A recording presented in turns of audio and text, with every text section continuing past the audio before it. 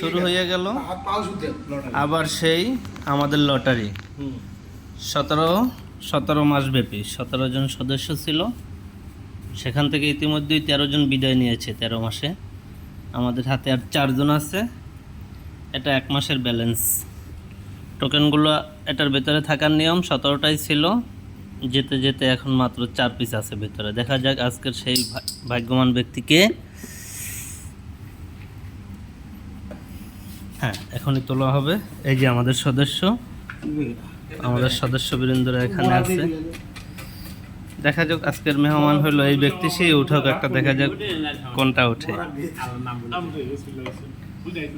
এটা আগে বন্ধ করেন।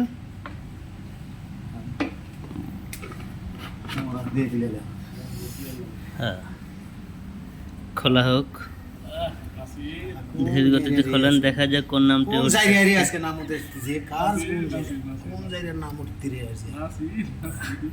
বকুল সরকার। বকুল সরকার, এই সেই বকুল সরকার। চেহারাটাও দেখাই দেই, সেই আমাদের বিনা ভোটের সরকার।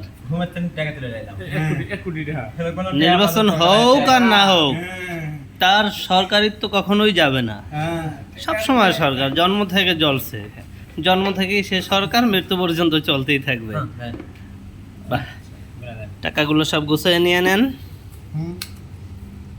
তাহলে বোঝা গেল এ মাসের ভাগ্যবান ব্যক্তি আমাদের সরকার ভাই। জান হয়ে গেল। এখানে মাত্র 200 টাকা করে জমা করা হয়েছিল প্রতি মাসে, একসাথে সবগুলো এটা হলো সঞ্চয় হলো। হ্যাঁ, 1 লাখ টাকা এসে যাবে বাংলাদেশি টাকায়। কি আপনার অনুভূতি একটু হালকা প্রকাশ করেন। অনুভূতি? আলহামদুলিল্লাহ। 13 জন বিদায় নিল, 14 নম্বরে আপনি যে পাইলেন টাকা আপনারটাই। লটারি, সেই লটারি, টাকা দিয়ে লটারি। হ্যাঁ, লস নাই। যেটা লাভ আছে, যখন 24 টাকা করে ছিল টাকার রেট মালয়েশিয়ার 1 টাকায় বাংলাদেশের 24 টাকা, তখন শুরু করছিল। আজকের আইসা 28 টাকায় ঠেকলো, 28 টাকার সময় পাইলো।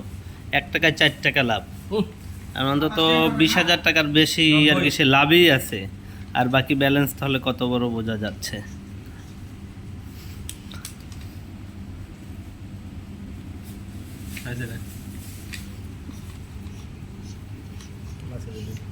আর 3 জন আছে, দেখা যাক। তার ভিতরে আমি একজন আছি, আমি এখনো পাই নাই।